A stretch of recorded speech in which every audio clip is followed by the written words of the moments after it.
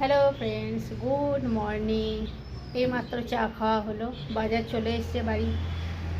বাজারে এখন এসছে দু রকম মাছ। মাছগুলো বাছাই আছে, ধুতে হবে ভালো করে। আর আছে সবজির মধ্যে আছে তোমার লকি।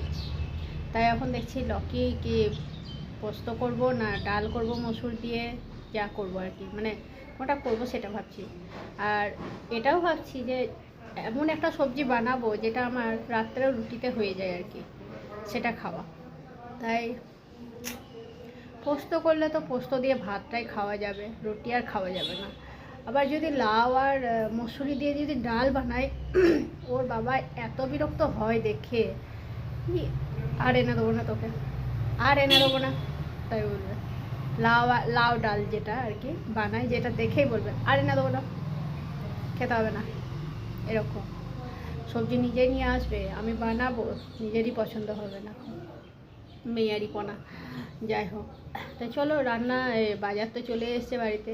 ছোট মেয়ে উঠেছে, বড় মেয়ে এখনও ঘুমাচ্ছে। আর আমার আজকে ব্যান্ড বেজে গেছে, একটু এক্সারসাইজ করব পেরে রেখেছি এটা, তাও পাচ্ছি না, মানে এমনভাবে মানে জমে গেছে না মাজা টাজাগুলো, মানে ঘোরাতে পারছি না। ছোটো মেয়ে বলছে, মা এটা তুলে দেবো। না তুলিস না বাবা, এখন একটু ঘুরে বেড়াই, তারপর দেখি পারি তো করবো।